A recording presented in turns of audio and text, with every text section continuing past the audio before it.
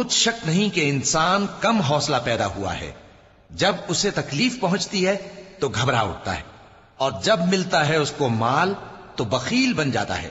مگر نماز ادا کرنے والے جو نماز کا التزام رکھتے اور ہمیشہ پڑھتے ہیں، اور جن کے مال میں حصہ مقرر ہے، یعنی مانگنے والے کا اور نہ مانگنے والے کا، اور جو روز جزا کو سچ سمجھتے ہیں، اور جو اپنے پروردگار کے عذاب سے خوف رکھتے ہیں، بے شک ان کے پروردگار کا عذاب ہے ہی ایسا کہ اس سے بے خوف نہ ہوا جائے۔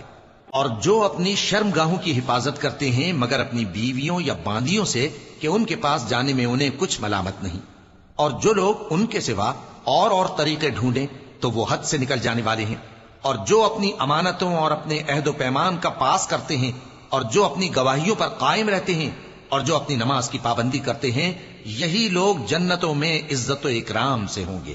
تو اے نبی، ان کافروں کو کیا ہوا ہے کہ تمہاری طرف دوڑے چلے آتے ہیں، دائیں اور بائیں سے گروہ گروہ ہو کر جمع ہوتے جاتے ہیں؟ کیا ان میں سے ہر شخص یہ امید رکھتا ہے کہ نعمت کے باغ میں داخل کیا جائے گا؟ ہرگز نہیں، ہم نے ان کو اس چیز سے پیدا کیا ہے جسے یہ جانتے ہیں۔ پس مشرقوں اور مغربوں کے مالک کی قسم کہ ہم طاقت رکھتے ہیں، یعنی اس بات پر کہ ان سے بہتر لوگ بدل لائیں، اور ہم عاجز نہیں ہیں۔ تو اے پیغمبر، ان کو باطل میں پڑے رہنے اور کھیل لینے دو، یہاں تک کہ جس دن کا ان سے وعدہ کیا جاتا ہے وہ ان کے سامنے آ موجود ہو۔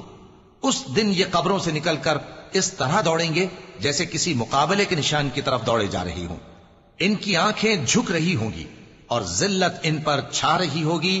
یہی وہ دن ہے جس کا ان سے وعدہ کیا جاتا تھا۔